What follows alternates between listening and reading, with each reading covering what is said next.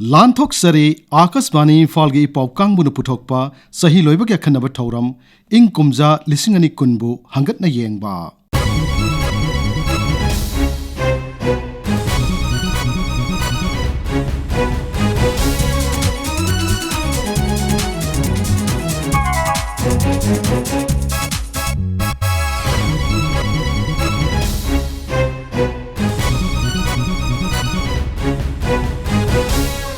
Matam Kobi Lairem Bigi, Lep Nidraba Kongchetbu, Kanana Tingbungum Luni. In Kumza Lisingani Kunsu, Aroiba Matam Yauraduna, Pungza Karagitungda, Pumna Makpu, Bidai Piram Lagani. Anoba Sahi, Lisingani Kun Matwaina, Anoba Asaka Yagalonana, Matam Kobi Lairem Bigi Tangai Fatrabatodang Sing Puraduna, Ekoi Kwaigi Tungs in the Leblare.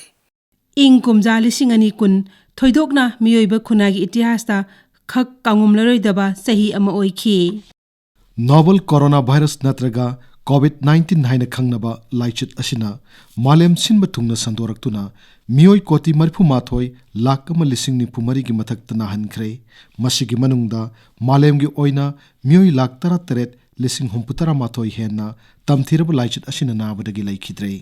bharat tasu laina asina mioi koti tara lakh kun gi mathakta na hankhi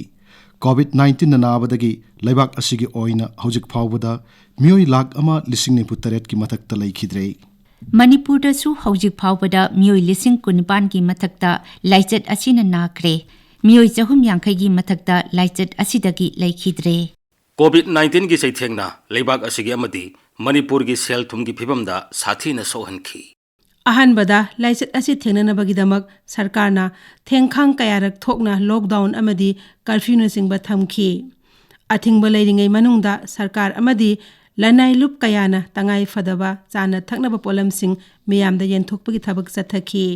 tungda sarkarna unlock khongthang lokhatuna lawu singu yauna economic activities sing tangai fadaba standard operating procedure SOP ngangna paikhat pahauraki Mapung oina yengbada ing kumja lisingani kun COVID-19 na mapung phana sohlaba shahi ama oiki COVID-19 gi awaba marakta raja sigi sauthok chaningai oiraba sarkar gi achievement kaya su phangki India Today na piba ing lisingani kun gi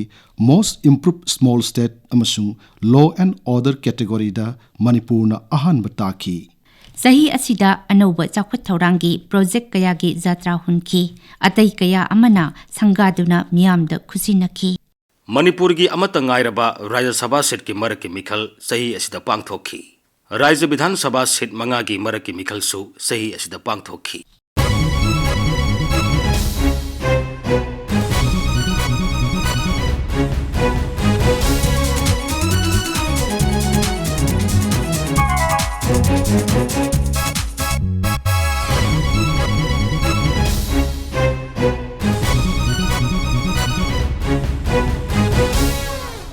Malim gi laiba kayada leptna sandorakiba COVID-19 gi laichat Manipur dasu ihan hana London da mahitam lubadagi halakpa thangwi bandagi nupi masa ama Imphal gi Jenims Hospital da test tawbada sahi asigi March kunmari da positive oiba thengnaki tungda lilongdagi nupa amasu COVID-19 positive oiki Jenims amsu Rims Hospital gi Dr. Singna seksina layang badagi makoi animak naba fakhi Sahi asigi me anida Guwahati gi Manipur Bhavanda panduna lairamba mioi marphu taret basta Imphal tamna purakhi madugi tungda me tara marida Manipur da COVID-19 gi ahum suba case thengnaduna hawjik phawba laichat asi leptana sandorakli numit asimakta da pangthokpa pawgi mifam amada matamdugi Manipur gi Chief Secretary Dr. J. Suresh Babu na phongdokiba wafam Guidelines issued by Government of India screening is done So apart from screening, we are trying our best to see that everybody who comes from outside undergoes a test. On the request of the Manipur side, I have made a request to the Cabinet Secretary in the video conference to increase the pooling size of the sample so that most of the people can be covered, and that has been approved by the Central Government Ministry of Health and Family Welfare to increase the pooling size so that our capacity also increases. So my idea in the government, Chief Minister, and what we had discussed is that we should be in a position to test everybody whoever comes to Manipur. Once the testing is negative, there is no need to put them in a quarantine center actually. If they are negative and they should be able to go home and do a home quarantine. So that will also reduce the pressure on the government quarantine and the community quarantine centers. So people who are not tested should undergo compulsory institutional quarantine. After testing, if it is negative, I think I appeal to the society that the negative cases should not be restrained from entering the home. That is a normal procedure, and all the state governments are also doing like that only. And we do hope in the coming days we will be able to take the load. More and more people will be coming here, so the pressure on the quarantine centers also will be high. So I appeal to all the people that they should also cooperate with us, because we cannot create a very comfortable situation because we have a lot of infrastructure constraint. The material is also not available. Even if I want to bring mattresses for 20,000 people, they are not available in market. So these are a lot of practical issues out there. It's not a question of money. It is also a question of availability of the material. So that's why we have involved the community into quarantine center management, so that the community also gives support for the infrastructure management of the community center. Manipur ki tanglaba phau makhal chakhau sahi asida GI Tech certificate fangki.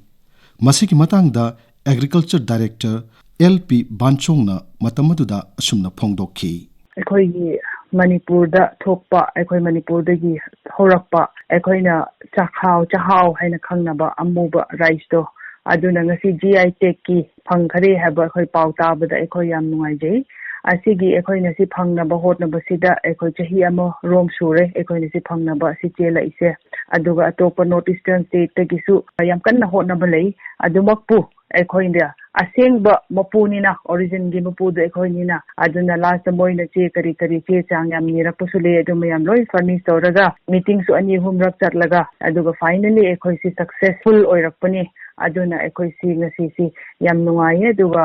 ekhoi se mi amana tobage si thokpana te ekhoi department punamak thabak tominarega unitedly tobadagi si thorakpani haini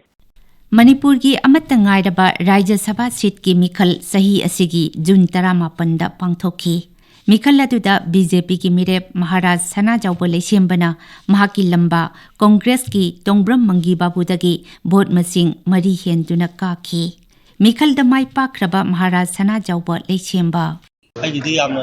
ꯅꯨꯡꯉꯥꯏꯕ ꯃꯤꯀꯨꯞ ꯍꯥꯏꯕ ꯇꯥꯔꯦ ꯃꯔꯝꯗꯤ ꯀꯩꯅꯣꯗ ꯑꯩꯅ ꯃꯁꯤꯗꯒꯤ ꯆꯍꯤ 15ꯃꯨꯛ ꯑꯩꯅ ꯂꯩꯕꯥꯛꯁꯤꯒꯤꯅꯦꯅ ꯆꯤꯡ ꯇꯝꯒꯤ ꯑꯩꯅ ꯑꯉꯝꯕ ꯈꯔ ꯆꯦꯟꯖꯩ ꯑꯗꯨꯕꯨ ꯆꯦꯜꯂꯒꯁꯨ ꯑꯩꯁꯦ ꯊꯣꯏꯗꯣꯛꯅ ꯑꯩꯉꯣꯟꯗ ꯄꯥꯋꯔ ꯂꯩꯇꯕ ꯑꯗꯨꯒ ꯁꯦꯟ ꯊꯨꯝꯒꯤ ꯐꯤꯕꯝ ꯋꯥꯕꯅꯤꯅ ꯑꯩ ꯀꯩꯁꯨ ꯂꯩꯕꯥꯛ ꯃꯤꯌꯥꯝꯒꯤꯗꯃꯛꯇꯗꯤ ꯑꯩ ꯃꯁꯛ ꯊꯣꯛꯄ ꯊꯕꯛ ꯇꯧꯕ ꯉꯝꯈꯤꯗꯦ ꯑꯗꯨꯅ ꯍꯟꯗꯛꯀꯤ ꯁꯤꯒꯨꯝꯕ ꯁꯦꯟꯇꯔꯒꯤ ꯂꯤꯗꯔꯁꯤꯡ ꯑꯗꯒꯤ ꯁ꯭ꯇꯦꯠꯀꯤ ꯑꯩꯈꯣꯏꯒꯤ ꯂꯤꯗꯔꯁꯤꯡ ꯃꯔꯨꯑꯣꯏꯅ honourable chief minister Shri N Biren ꯃꯥꯒꯤ ꯀꯥꯎꯟꯁꯤꯜ ꯑꯣꯐ ꯃꯤꯅꯤꯁꯇꯔꯁꯤꯡ ꯑꯗꯒꯤ ꯃꯥꯒꯤ ꯑꯣꯅꯔꯦꯕꯜ ꯃꯤꯅꯤꯁꯇꯔꯁꯤꯡ ꯂꯣꯏꯅꯅ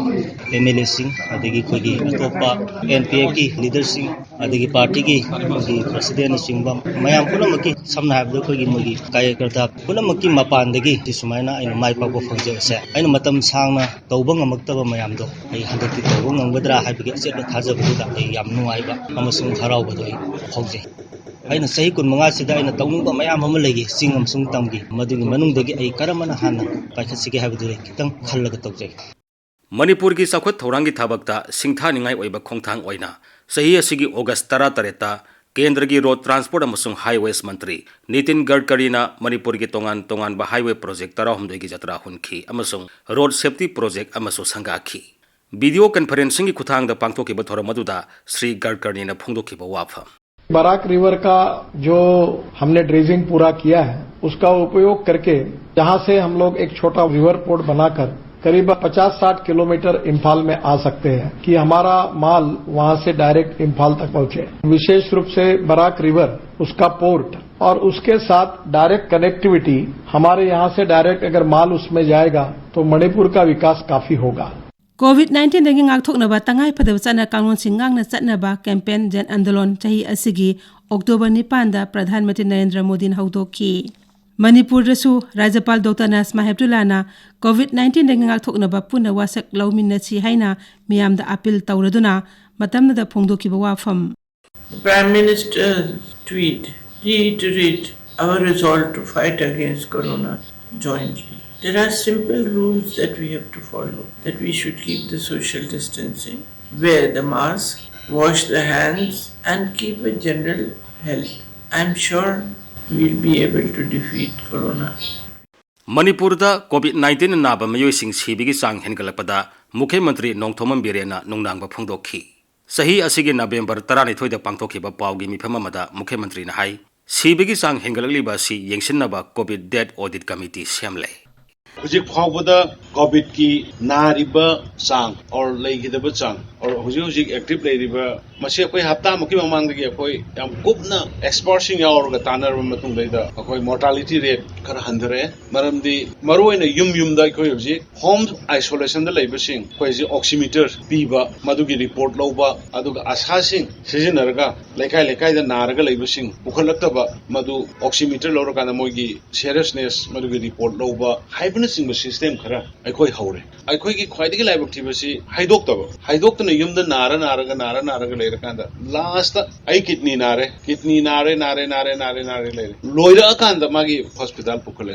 को हॉस्पिटल ददी अमगा समनबा याय मतरम बे मदा पॉजिटिव ओइरमे मदु अखोई कोविड किने न काउंट ओरमगुंबा तसेंगनदी मसागी लेजरिबा क्रोनिक डिजीज अमना लेगिदबा ओइबा अदुगुमसिंग दो कोई फजना बाइफ्रकेट तोरकांदा वन बाय वन सिना करिनो तोरकांदा कोई लेगिदबसिंग सिगी मरम चपचाब खंगतोनबा कोई मदुगी कमिटी एम सेमे नंबुल तुरेल कल्लु हाइबा वाखलोंदा पौमीसिंगने ही तोंगदुना इम्फाल की थोंग नंबोनबीदगी नंबुल तुरेल खोनुंगदा सही असिगी जुलाई 2 दा लोकताक फावबा सटखी ऐतिहासिक ओइरबा खोंगसत अदुबु लमथारदुना फॉरेस्ट क्लाइमेट चेंज अमसुंग एनवायरनमेंट मंत्री अवांगबोंग न्यूमाइना मतमदुदा फोंदोखिबा वाफम नंबुल तुरेंदा ही तोंगा लोकताक फावबा यावगने हाइबसे आई थाजबंगम मरमदे चही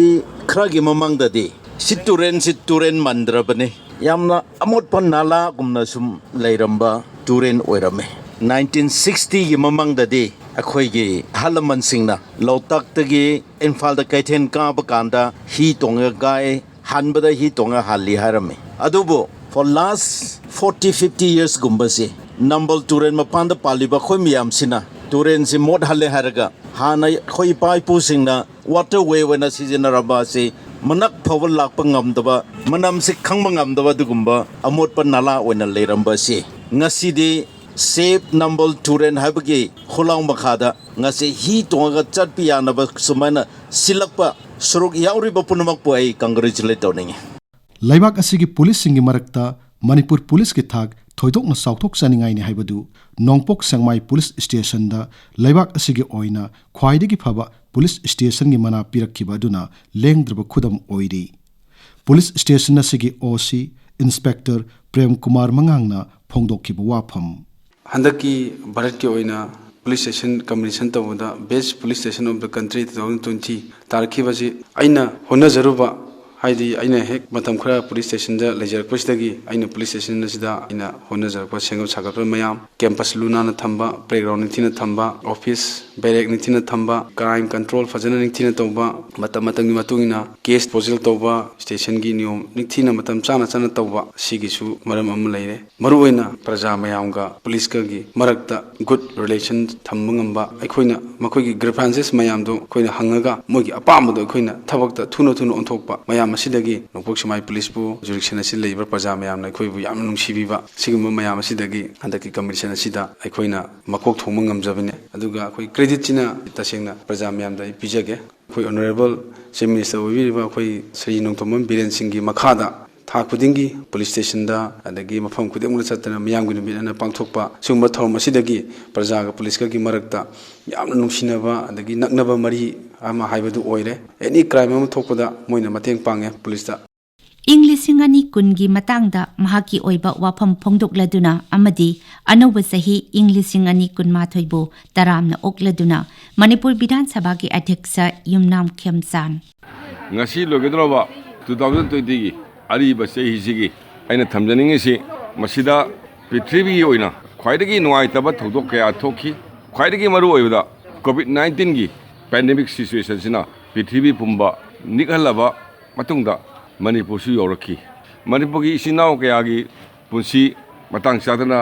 lagidaba koi thengnare aina ngasi message bijari maduri asugum laba asuki matik waraba phibam se hayengdagi lakadoriba sei sida amungana thoktana baina isor da thawninjari loina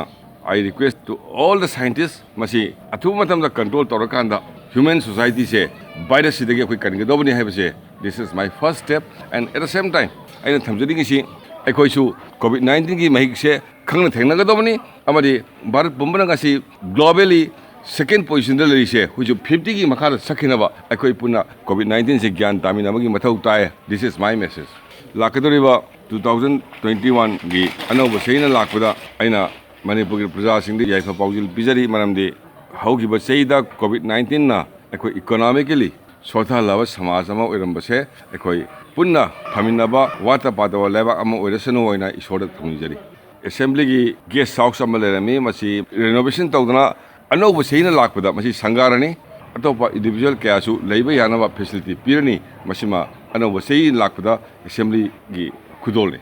Education Fisheries amadi kadagi mantri Sorok Haibam Rajenna ari anauge langdaida asumna phongdokli. 2020 September ki tang 13 gi aya Council of Minister da yauraga Education Fishery and the Kada pirakpada ayhangna telaba tha khara sigi manungda ayhangna tauge khanjagi pa maruina education sector faganaba honaba amasung tungi Manipur gi jati gi yumbi oiroga toriba laibak lephoga toriba ikogi Satra Satri Naharol Singi Damakta education system da khare hena faganaba honabagi adugu khongjanga mai koi masi phawda koi changchandana lagi guardian sing Satra singna government gi school da lairik tamningbagi wakhlol phawnana bagi damakta ikoi government gi school college mayam sing asi masak thongna school malhanna bagi damakta ikoi semjanba huji hauri aduga loinana National Education Policy ikoi mapung phana Manipur da sana hanabagi damakta ikoi task force semdana amadi task force ki sub committee semaga ikoi kanna National Education Policy gi sigumba fully implement tawnana ba ikoi honari aduna lakadoriba high school lamadi 12 ki exam Manipur board na lauba amasung corsem na lauba sigumba exam asi ikoi matam chana pangthokna bagi damakta anoba sahi lakwaga loinana ikoi education gi chhatra sing lairik tamna bagi SOP semba loire honorable chief minister gi knowledge lauraba matungda sarkar sin khanaraba matungda athuba matamda lower class ta lairik tamdraga su class 10 amasung 12 hayar gi aikoi exam pigadaba promotion piba yadaba dugumba singda aikoi education lairik tamba honaba aikoi honorani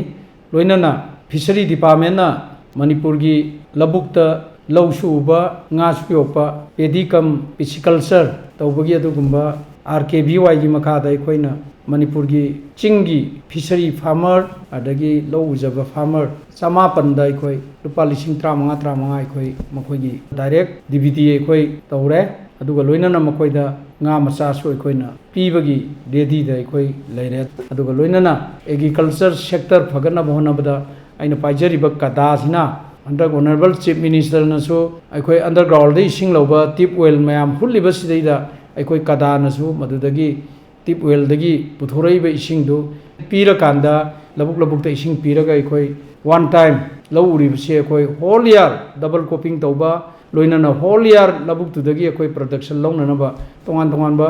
mayam thana na ba aikoi honaba da aigi kada department sina so aikoi kanna honari aduna aikoi na government na paikhalliba thabaksing government na tawreiba development mayam sing state Manipur praja miyamna cooperation pibiba loinana anoba sahina lakpada ayhangna Manipur miyamda wish pijari madudi anoba sahina lakpada aikoi punamakpu akitulung phawriba corona virus ki mahikase aikoida amuk anna masigi virus asina aikoida awaba chaitheng pibidabaga loinana lakadoriba sokli singani ga kunma thoisida Manipur ase shanti leiba Manipur da khundariba jati singi chininau sing tamda leiriba tampaki chininau mayam punamak aikoi nungsi chanaba apunbagi kholauna aikoi gi ipai pusingna thambiramba Manipur gi saktam kaiba yaroi haiba adugumba apunbagi kholauna aikoi punna poroktuna Manipur shanti leiba Manipur ma oinana bai khoi punna hona minasi haiba apumasi hakki maikaidagi no chahina lakpago loinana Manipur miyamda eha paujel pijari Raijagi COVID-19 Joint Committee ki co-convener su oiriba Manipur Building and Other Construction Workers Welfare Board ki chairperson Haikam Dingona anoba sahibu taramna okladuna hai hauzik ngaki matung pung amani gi matungda loikhragadaba aduga amuk hanasu halaklaroidaba 2020 gi chahi ariboina matamgi rolingda lukhragani hairiba 2020 chahi asigi angan basartagi ai samakna COVID-19 Joint Committee gi co-convener amoina laina asibu laksinaba Honorable Chief Minister gi lising makhada Manipur sinba thungna angama thakta honajaki adumapu thamoida ningba thungdaba kaya amadi leiki adubu lakadawriba chahi asidadi nungai yafaba ingtappa mara chetpa ana ayik yaudaba maruoina COVID-19 gi laina asidagi free oiba lamdam ama oiresanu haina isogi khoya khada thonijari loinana anabo virus strain ama inau nonga UK da thokliba sisu mayam punna laksinba ngamnaba honaminasi haina Manipur gi praja miyamda aina appeal tawjari anabo chahi 2021 asina mayam punamak yafaminarasi All India Radio Imphal gi staff punamak pusu anabo chahina lakpada yafamongol pijari matam sangna miyam gi seva tawbo ngamba oresanu Loktak Development Authority LDA gi chairman L Susindrona anaubu chahi butaram okladuna hai Nasi 2020 na loirakpa ngahaki pungja kharagi matungda 2021 la adaba aduna hairiba COVID pandemic 2020 gi itihas ta amuhana kaum maroidaba adumba sathiraba laina se masi mut poirasno ana COVID haiba asi muthatpa matamda akhoi praja section khudimangna akhoi loino mateng pangba darka lei akhoina section jagadi akhoi khatani sokadorisi akhoina section la matungda ni COVID tagi ngaktopa ngamdo chena yam section na hand sanitize tawtopa amasung social distance tawba masinatana akhoi COVID ki atopa hojipokti vaccine laktribanina masidagi akhoi section badaka lei 2020 da thoning da thodo kya ama hauhraba matungda 2021 na lakpada COVID pandemic si phagiba amasung COVID ki anoba vaccine am laga miyam punopo COVID tagi ngaktopa oresno paliba sarkar asri ja akhoi kusamminaraga afaba nungaiba amasung yaifaba chawong ahongba adugumba state ama oirakpa oirasunu haina nasigi tabiriba mayam punamakta aina thamjari aduga loinana loktak asi miyam punamakna khangnarba wafamni miyam punamakna akhoi loktak haiba sidaisda akhoi yamna afaba amasung loktak asidaisna manipurgi mingchet mayam loktak asidina khangalibani masakta aimni malemda duna Loktak ki mapanda leibiriba isin nausina Loktak ku nungsibiyo amasung Manipur ki leibiriba praja section punamuna Loktak ku nungsibiyo aduna Loktak asi kannabu honaba matamda amasung Loktak asibu luna nana thamnabu honaba matamda yam akanba section na amasung department gi isin nausina yam kanno hona biriba se mayam punamuna support tobiyo local gi isin nausina nasibu support tawbirakpagi damukta yamna nungaiba phongtokchari aduga amukasu makhatana Loktak ki torokpa thabak thoromjingda mayam punamakna support tawbiyona thamjage Sahi asida Manipur gi sanaroi singi matik magun saitharaduna saknairaba sports journalist amasung Kangla Paugi chief editor Pokrambam Ibo Chauba Nungsida koima matam kobi lairembi nangi hongma naidraba taibang khongchatta ama mangan sinabagum ari enau sinabagi pungja su yorledo Taibang khongchatni mapugi sinthani kanana bu thingba ngamlugani hongba naiba khongchatni siba naiba mapokni siba haibase punamaki laman tondunu leirabani panthung phamaduni ahana kondi nungsina kaina khiba tabani magi matamna loirabada hairang lairang ken khibagum myoi mapokchu loikhigani amam babu angan bana kupsan khigani angan babu amam bana kupsan khigani adubu ngasigi mirona amade tungi mirona sona hogadoribadi nahaki natik nagun nangna thambiramba kudol adu tabuni kaina bagi pungja yokchilaklaba ariba sahi lisingani kun nangna ekoi punum mapu thadoktuna kaina bidai piram labasu nahana thambiramba sanabungi mamen naidraba kudolna ekoi punum mapu kaphaliba nohaliba pumba ngasigi mirol amadi tungi mirona kaungamdana sanabungi tiasta sanagi mayang idun lehorgani siba naiba mapokni hongba naiba khongchatni kanana kanagi teng tharuni kanana kanagi damak nungai minok tamlugani kaplubagi tongjaba karino noglubagi oijabana karino adubu imanang na thambiramba sanabugi khudol kharana aikoi punamakki meluda sinthariba pirangdi matam pumbagi oina sinthaduna leihorgani asangba lampa ujaraga momon minok tamduna harok tayamna imanangi natambakta chen chongduna sanajaraga imanangi koloi minglenbu malemda sak takkiba saknairabi sanaroi kayana manung matam chadana punchi lom khibagi aikoi punamakki thamoida ningamdabaki pirang sinthabadi matam pumbagi oina lehoragani malengbi saknairaba football sanaroi laisram mani tombina aikoi punamakko thadoktuna manung matam chadana punchi lom khibagi kaina pirang chintharingida saknairaba football sanaroi masik chaw longlen chu manung matam chadana punsi lomkhibadagi amukka hena thamoida omchaknaba phahonki masina loirabra haibadudi loiba naikide archery gi saknairaba sanaroi RK Bharat amadi B chawba sharmana manung matam chadana punsi lomkhibadagi amukka hena koi pumbada chaina ama phanganduna leptana pirang chinthan kibagi tungda खोखोगी सांनायरब सानारोय अनि राकांता मदि अंजलि सु मनुंग मतम चादना अखोय पुनम पुथादोक्तुना लाइरमलिन पांखिबदगी अमुक्क हेना थमोय काहेनखि सांनायरब सानारोय तरु काइनखिबगी लेप लेतेना सिंथरिबा पिरांग मरक्ता लेबागसिगी नुपि लक्तगी सांनायरबी football सानारोय ngangom balana Scotland गी ranger football club ता probable player अमा ओइना सानादुना इरमदम मणिपुरबु मालेम सकता किबदनतना नॉर्थ ईस्ट हेरोज अवार्ड फांगलकबदा अखोय पुनम पु हराव मोमन नोहनखि मसिना लोयरबरा हाबदु लोयखिदे अखोय गी सांनायरबा फुटबॉल सानारोय निफु हुमदोइना तोंगान तोंगानबा इंडियन सुपर लीग की टीम सिंगदा सरुक यादुना इरमदम मणिपुरबु सकता खिबा अमदी हेरो आई लीग ता मणिपुर गी सांनायरबा फुटबॉल क्लब अनि ट्राउ अमदी नेरोकाना सरुक याखिबा असिमनसो अखोय पुनमकी चाउथोकचनिंगाइनी मसिना अखोय पुनमकपु हराव मोमन नोहनखिबा लोयरबरा हाबदु लोयखिदे जित कुंदो एसोसिएशन ऑफ मणिपुर गी सानारोय मरी कैसाम लांचेनबा टेनिसन अरुबम मोइरांगथेम लिंथोय चनु लाइसम गीतांजलि देवी दा बुर्सली एक्सीलेंस अवार्ड 2020 पिरकपदा अमुक हेना अखोय पुनमकी थमोइदा हराव मोनोहन खिबदा नतना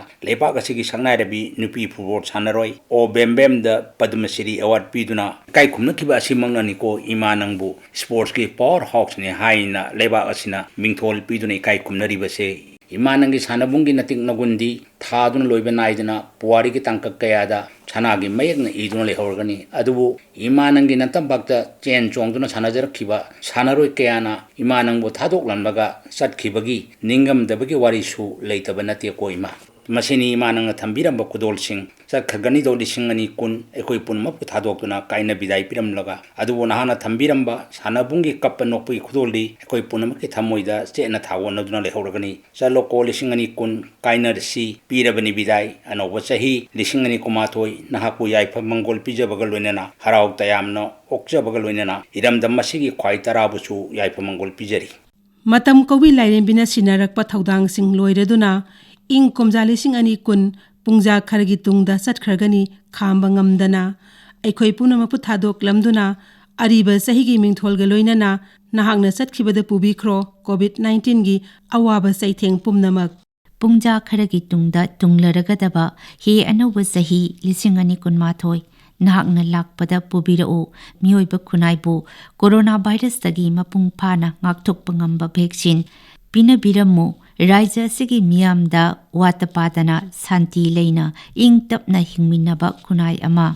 तेलबा नहाकी सही अमगे खोंगसेट मनुंगदा वाखल ताहनबिरमु कांगलुप खुदिंगमकी थमोइदा अखोइसे मियोइबा हाइबा कांगलुपतुगी इजिल इनाव ngakतनी हाइबा पिनबिरमु लिंगजेल थौना साखत माइकैदा खोजेंग पालोइना अमत्ता ओइना सदमिनननबा मतंग असिदा आकाशवाणी इम्फालगी इपाव कांगमुन पुथोकपा सही लोइबग अखनब थौरम इंग कुमजा लिसिंगनी कुनबु हंगतना येंगबा लोइजरे अइबमसुंग पुथोकपा थोकचोम जोगेंद्रजित लिजखिबसिंग माइबम द्विजमणि ngangom किरण नोलिनी देवी अमसुंग RK गोरानी